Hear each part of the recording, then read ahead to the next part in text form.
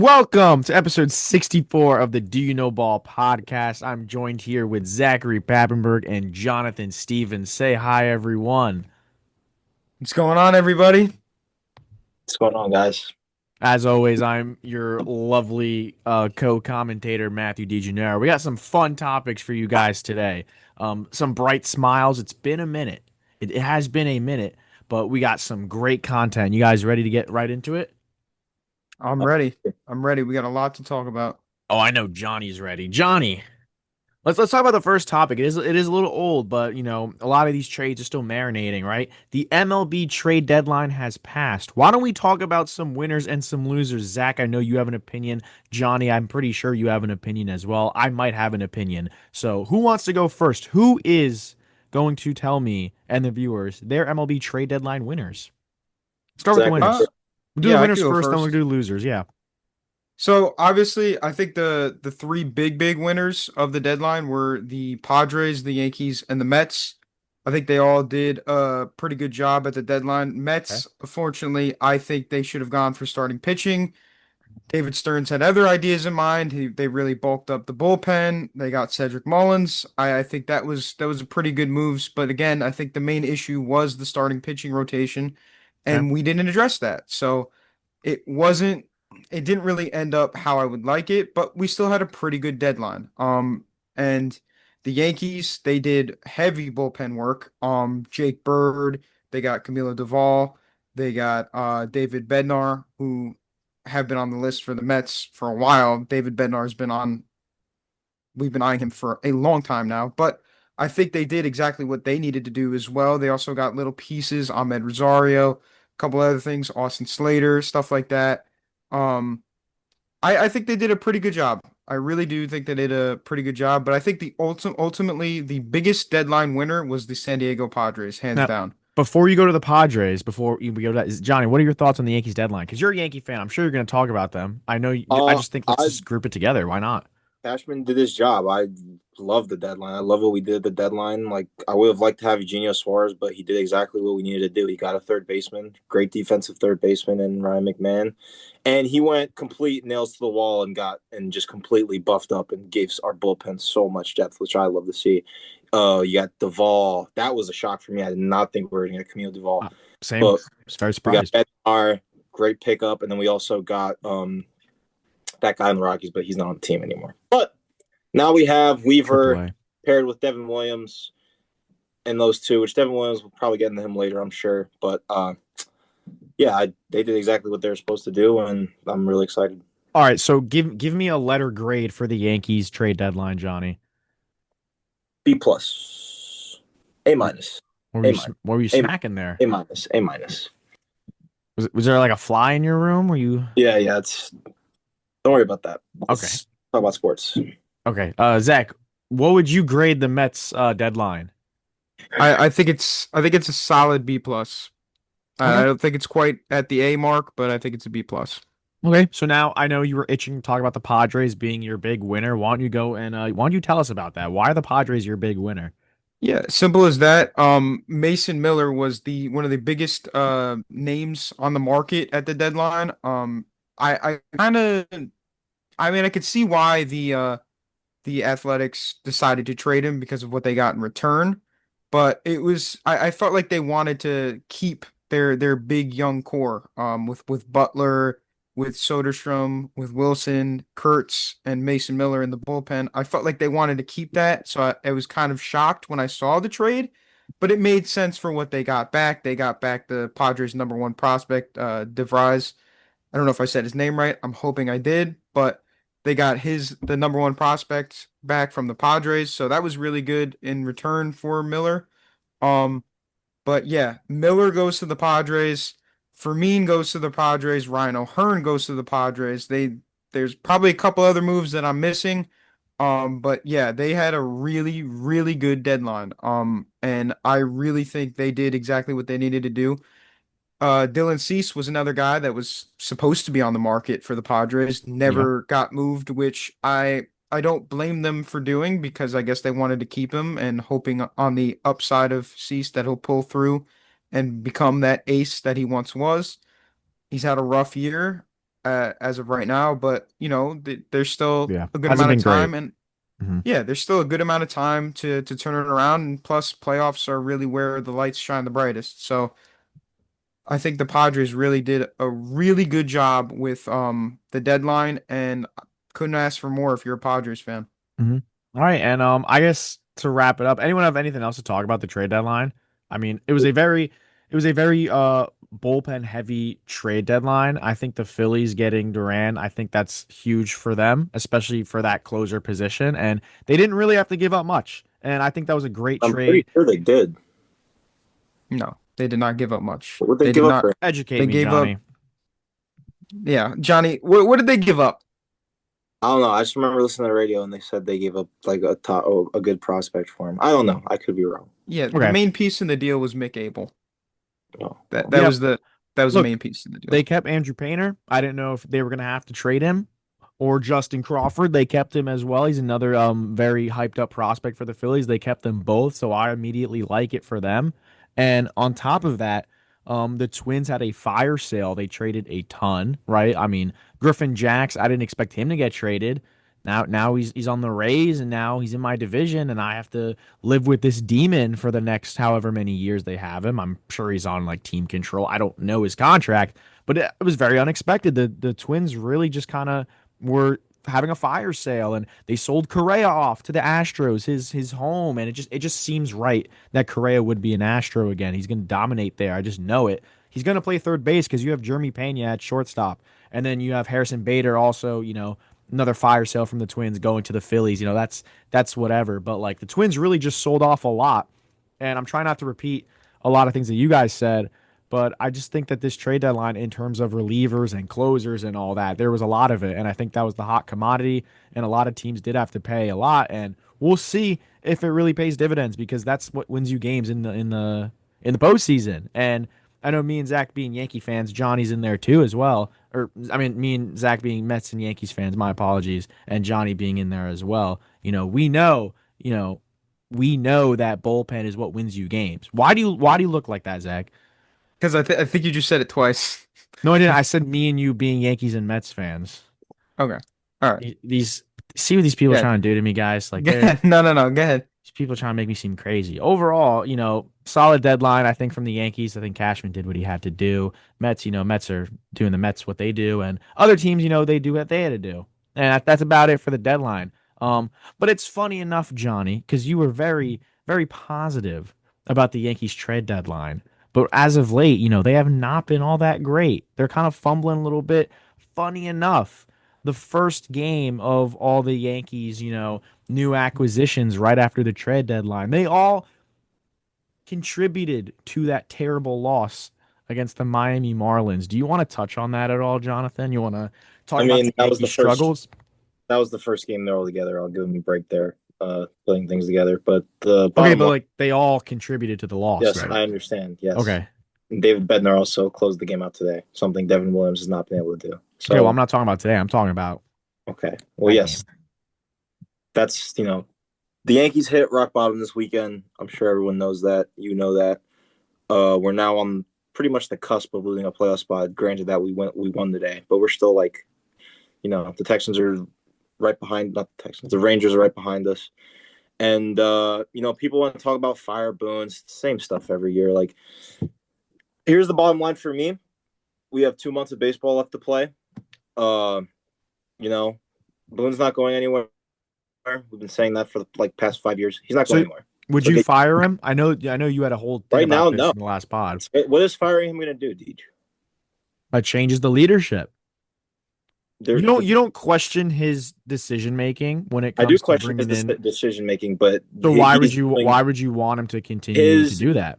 his. I'm not saying I want him to continue to do that, but I'm just saying me saying I want him gone isn't going to do anything to make him leave because listen, I understand that, but in this is spite where of do what you think he all should of get us Yankee fired? fans think, not during the year, not this season. No, I think they should keep him for a year. They just extended him. It doesn't matter if he should be fired. Doesn't matter. People, Cashman likes him. The Yankees organization do likes we him. know that? I think we do know that because he's still here. They signed him to an extension. Why would they sign him to an extension if we didn't? That doesn't mean you don't have to like your employees. You don't have to like your employer. You know what I Each mean? we would get another guy. There's a reason why we fired Girardi because Girardi was like the kind of tough love guy, the held his players accountable and stuff. And Boone's just not like they don't want that. The Yankees want to coddle their players. They want to run a country club. There's no accountability. We've seen that time and time again. It proved to me that they're just the most stubborn team Okay, out there. so no accountability, right? There's no accountability, right? Aaron Boone and his comments, you don't think that's him? Is he being You, accountable in those post no, pressers? he's not. But do you want him to say, So yeah, why Williams should we keep sucks? him if he doesn't check off the boxes? Well, do you want him to sit up there and say, yeah, Devin Williams blew the game for us. He sucks. Is that Well, he what you want? can't he can't say those exact words, but he needs to be more transparent as opposed to What him would you just like him to saying the say? same thing. I think he needs to be a little bit more honest. Obviously, they're not going to be. That's how the media works, especially in New York. But when you say the same lines over and over and over again, same thing with Aaron Judge. Oh, we got a great group of guys. We're gonna figure it out. When you do That's that what he is. after He's the every loss, captain. He's dude. supposed to bring his guys up. Well, he's not doing it, Jonathan. He's not doing it. Derek Jeter would be on each other's asses right now about how bad. A-Rod and Jeter actually said it on whatever show they run together on MLB Network, Fox, whatever it is. They said it that people like chairs would be thrown, people would be getting fired if this was back in Well, their heyday. And I know this is a new age of the but that's Yankees. this is the and that's exactly that's how it is now. Like Yes, but there's a reason why no the Yankees changing it. back then were so dominant and now they're not. There's a lot of reasons why they were so dominant. Tell me. The different owner, different way Exactly, to. and it all stems from ownership. It stems from Hal Steinbrenner. It stems from his relationship with Cashman, and it stems from Cashman and how he operates. I agree So why are we arguing? because you're saying that do you think Boone should be fired right now? I think they should let him go, Right now, dude. At this rate, let's be real. Do you think the Yankees are going to win the World Series right now? if they keep playing the way they're playing, no, they're not champions. Right now, They're constructed. not going to make the playoffs if they keep playing the way they're playing. Do you so you don't think the Yankees are gonna win the World Series? No, Okay, so then what's the point of keeping if Boone? I mean, the talent's there, they have the guys for it, but So if you don't they're not think playing well right now. if you don't think they're going to win the World Series and given everything that you did say, what's the point of keeping Aaron Boone then for the rest of the season? I'm not saying we should keep him. I'm just saying whether or not what I want, the Yankees are going to keep him. So why are we even talking about it? Because I want to know your opinion. Sure, I think. Listen, man, I just don't think it's going to change anything right now. It's a long-term thing. You can't just like fire the coach and expect them to play like great baseball again as soon as the new guy comes in. It's I don't see it happening. All right, all right. And I don't think anyone that they bring in is going to be any different than Aaron Boone. That's Okay. what I'm trying to really say. I understand they are professionals and they handle things differently, right? We played high school baseball together, correct? Yeah, We have experience with coaching. we have a lot of experience with that. That's All not right. how it works. I'm just saying, given if we had a different coach on a specific year, I think you know what I'm talking about. Do you Exactly. think do you think we would have performed better? You think we would have do you think? I mean, Me we and made you mistakes. specifically. Me and you, Zach too. me and you Do specifically. you think we would have performed better? Do you think we would have had a better outcome? Hands down, yes. Coaching 100%. matters. Coaching 100%. matters. You have personal experience here, and I know it's different going to the major leagues. It's a So different I like level, to but point out to you the person you are talking about was hard on us, and it sounds like what you want Boone to do is what you want how he was with us. no, I'm saying why coaching matters. I Coaching understand that. matters, Coaching at and the then high level brushing off Boone because you don't think it's going to matter is not like what I'm trying to. I'm trying to show here coaching matters. I understand that. So then, Listen, all I want from Boone is to hold his players accountable. Every manager you're going to have on any team is going to make bad decisions. That's just part of the game. That's how it works. But I just don't. We've had them for 5 years. We've been making the playoffs consistently. Like Boone's not the problem. At the end of the day, it's the players. That's it. so this has nothing to do with Aaron Boone and his questionable decision, his lineups. It's not nothing to do with Aaron Boone, but I think the players, if you want to hold the players accountable, we should hold the players accountable. People were mad Okay. at Boone about playing Volpe still. Who's going to play shortstop if you take out Volpe? Okay, so if we're holding the players accountable, do you think that they should have had a better deadline? I mean, they had a good enough. There wasn't really much other than like Eugenio Suarez. Who are you going to get at shortstop at the trade deadline? They're not trading Anthony Volpe. Okay, He's so that's one guy that we've wanted to be held accountable for. I was talking about benching him or sitting him down or maybe even sending him down. the only reason I ask is because you say the Yankees have had this, an A minus, A plus offseason, whatever you said. They had an They A buffed or up their not bullpen. offseason, trade deadline. You They said they had did. like I an believe that Cashman did what he needed to do and made all the moves that he could have made. okay, so if we're holding the players accountable, right?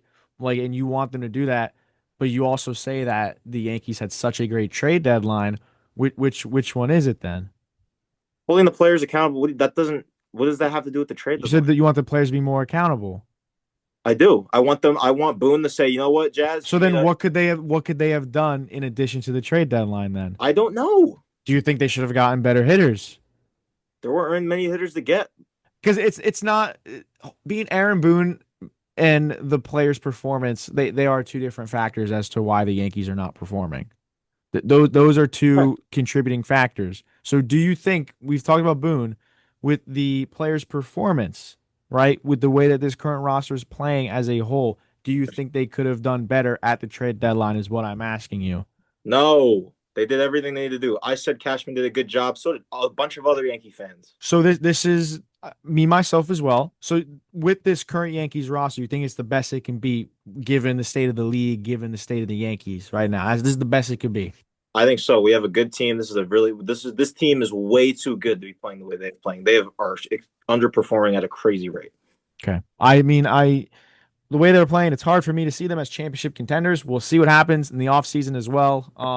I know Zach's been itching to talk. So Zach, why don't you talk about your favorite sport? Why don't you talk about Micah Parsons, huh? Why you gotta do that to me?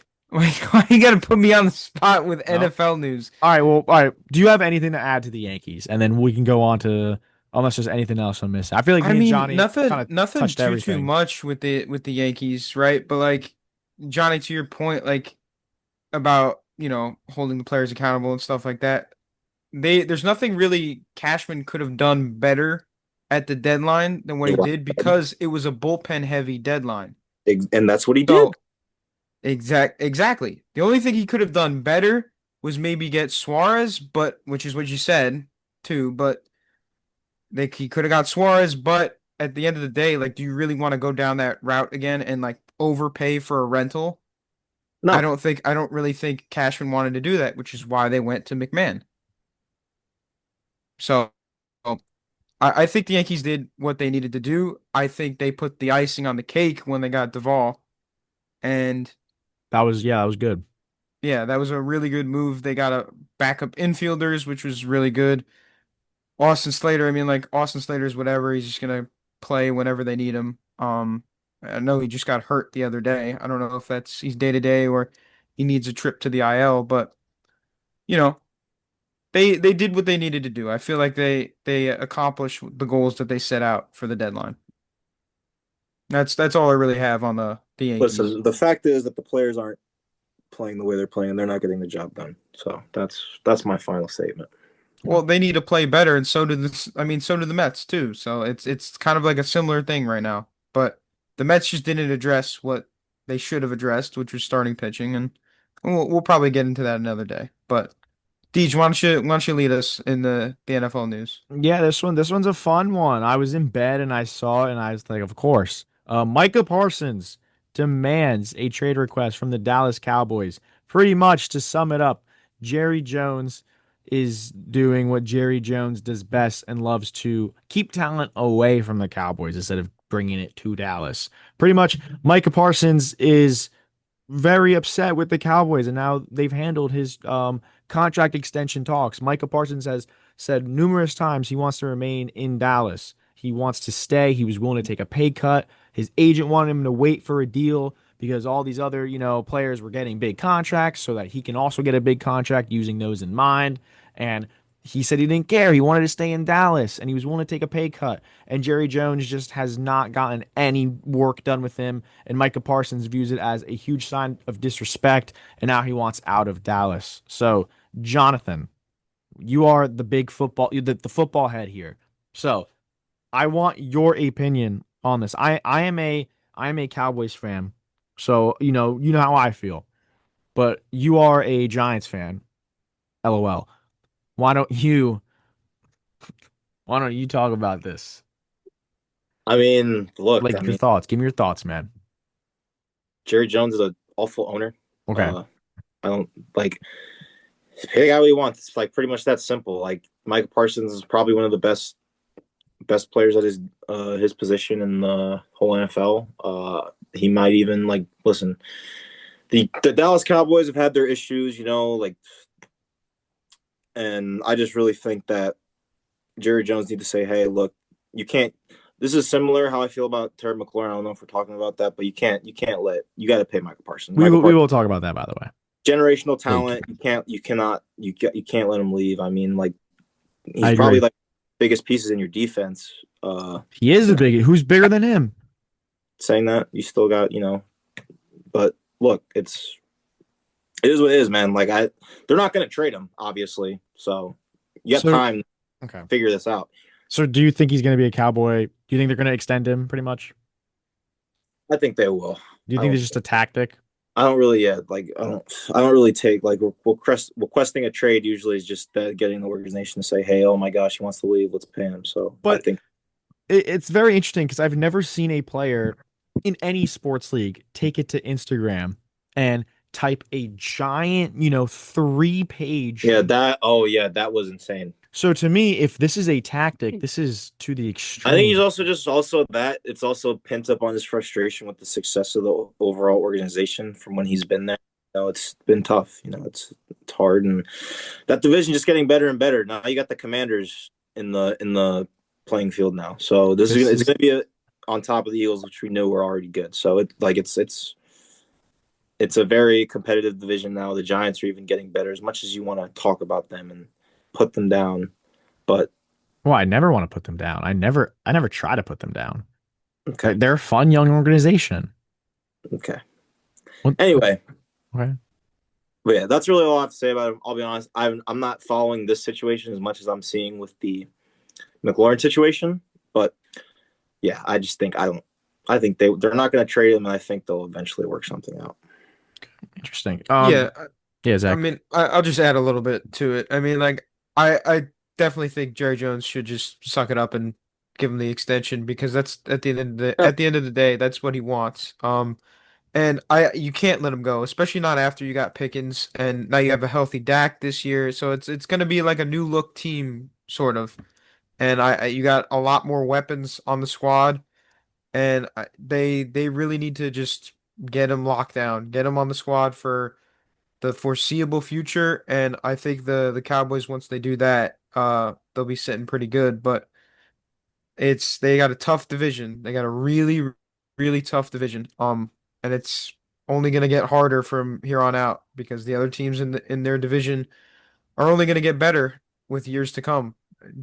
Jaden Daniels is one of the prime examples, and the Commanders are one He's of the prime examples. he's And so with good. that, we could go straight into Terry McLaurin. So, Deej, you wanna No. educate? All right, Johnny, go ahead. Yeah. me. Go ahead, Stevens. Educate the people So on Terry Terry McLaurin. McLaurin, same exact thing. He wants more money. He requested the trade. I think first of all he's crazy. You are on a great team now. The Commanders have been a laughing stock for the past 10, 12 years, and you guys just got relevant again to like, and are also not only that, a threatening team. A rookie quarterback took you guys to the NFC Championship. That's pretty impressive. Jaden Daniels is a generational player. He would like Generational. he is. I think I love him. I shouldn't love him. He's a rival, but I love him. You got that guy throwing the ball to you. Why do you want to leave? Like I get it. You guys want to make money. You guys want to do all this stuff, but like, bro, Jackson Dart. I don't know what that anything to do with He's what he's we're your talking about. quarterback. But anyway, Oh, okay. that kind of gosh, I lost my train of thought. But yeah, I don't. I first of all, to the Commanders organization, you will pay him what he wants because he is probably the heart of your team. Obviously, like Jaden Daniels, like is the heart of your team, but he is the probably the one of yeah as equally important to the team as he is, and you guys cannot let him go. He's too good, and that's really all I have to say. Like you guys are in the talk now. You guys are Super Bowl contenders now. So Yeah, it was pretty Yeah. shocking to me, honestly, because again, like you said, they literally went further than I think anybody expected last year in the playoffs. They certainly put up hell of a battle. And I really just it boggles my mind. Yes, I guess money makes the world go round. That's really all it is for any professional player. It was like that for Juan Soto, and you know what?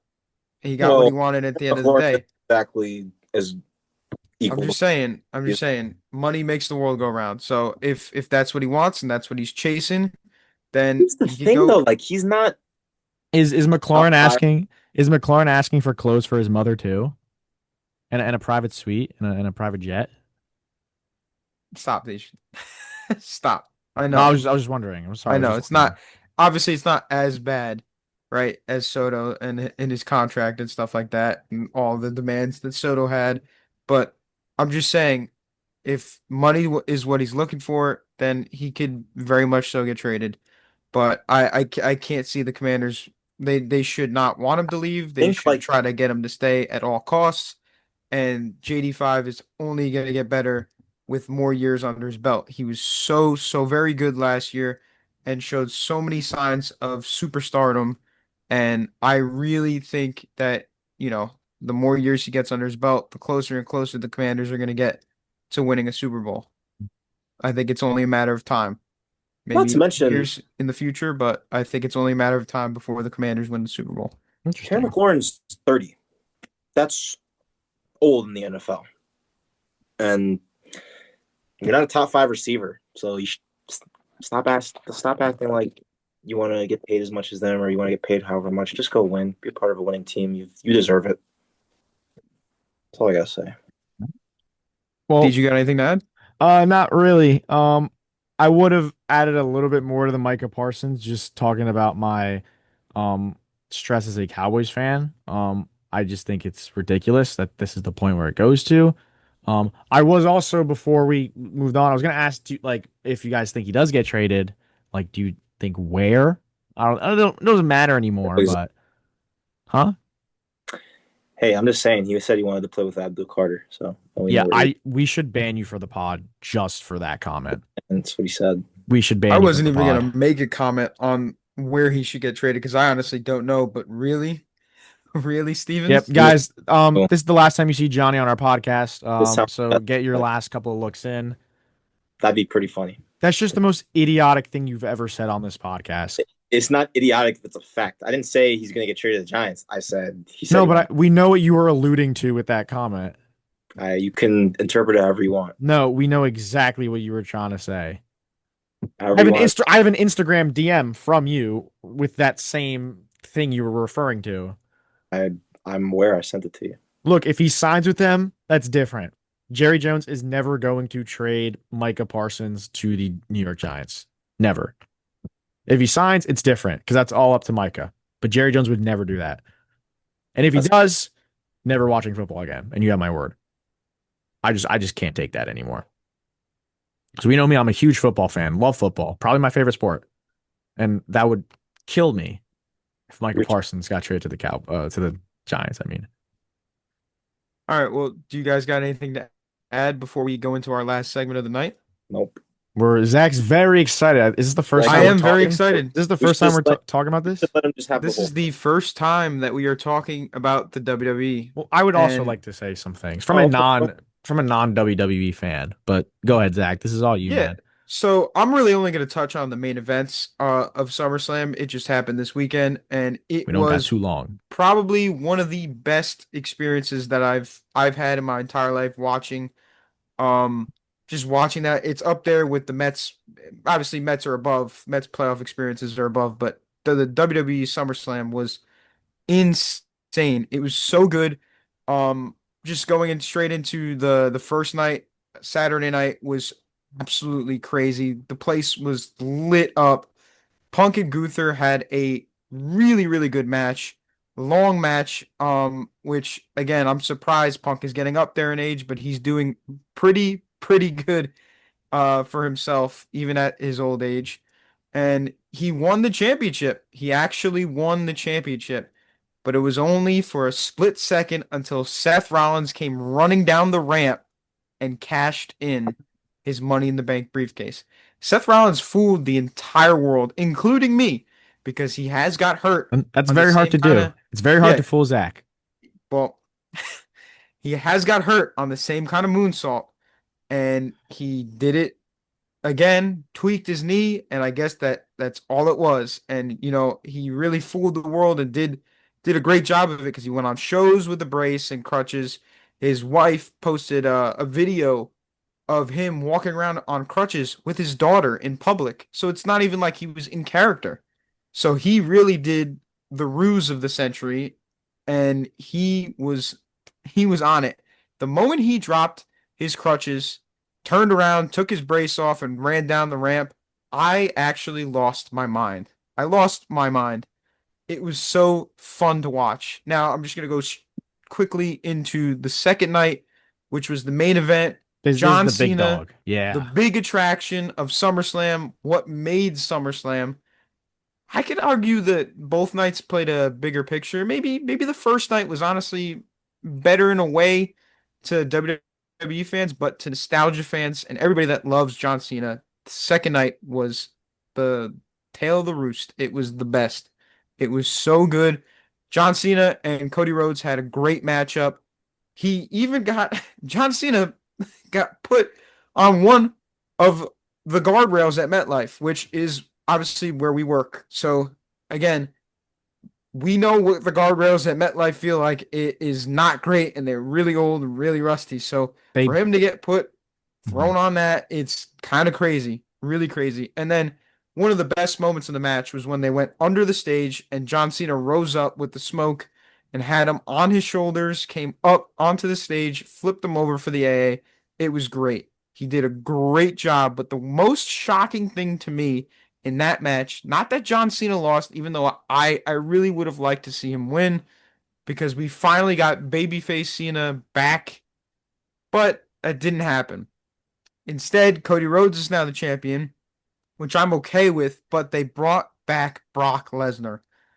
It was the whole place erupted, and then I was confused even a little bit. I was screaming at the top of my lungs, but at the same time, I was confused as to why they brought him back because he was supposed to be blackballed.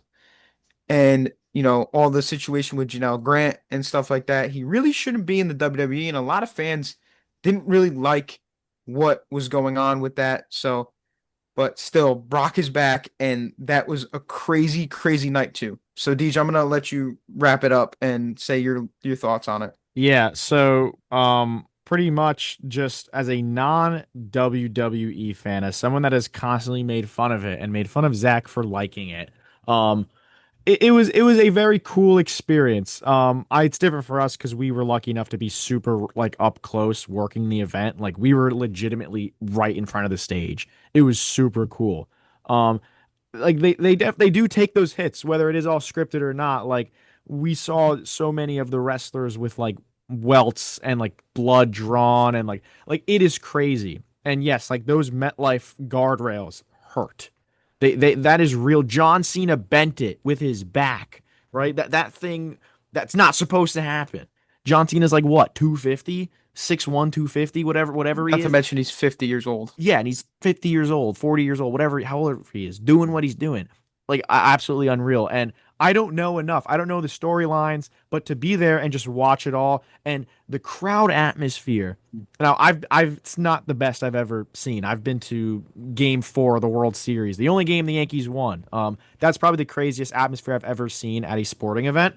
But other than that, the WWE thing was definitely up there. That was super cool. John Cena comes out, all 60,000 people literally are on their feet chanting for him. I've never seen a fan base, so united in that way. And Zach was telling me the lore. I was learning a lot of WWE, and apparently this is potentially Cena's last match ever. Zach's telling me it's his last SummerSlam. So it's his last SummerSlam. Yes, he's going to retire in Okay, January. but Yeah. you told me this could potentially be his last match It, ever. well, it I thought initially, but it was corrected when I watched it back. Um, it was his last probably championship match, I think. But he's Okay. he's going into the sunset now. He's getting to the end of his career. He's got a couple, I think he's got 12 dates left or so, and then he's done. He's riding off into the sunset. Okay. Okay, that makes a little bit of sense. But just someone like I said, I'm not a wrestling fan, but John Cena is such a genuine person. You can almost like make a safe bet he's almost everyone's favorite wrestler. It's not guaranteed, but he's just such a great guy, actor as well now. Um we're super low on time. We're like less than a minute left, so I'm gonna make this super quick, but it was super cool, and I hope nothing but the best for John Cena and him passing the torch over to Cody Rhodes at the end was great. And then he got absolutely screwed over by Brock Lesnar. I'm not going to get invested in these storylines like you are, but it was super fun to watch. So I don't have Yeah. anything else to add. I don't know about you guys, but we kind of got to wrap this up. Yeah. Um, So with that being said, that was the last topic of the night, and we will catch you guys next time for episode 65.